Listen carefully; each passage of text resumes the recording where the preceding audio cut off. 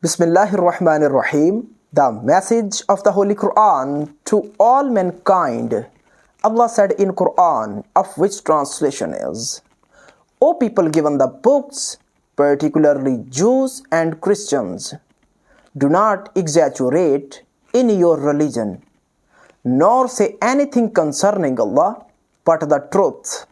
The Messiah, Isa the son of Maryam, is purely a noble messenger of Allah and his word, which he sent towards Maryam, and spirit from him. So believe in Allah and his noble messengers, and do not say three.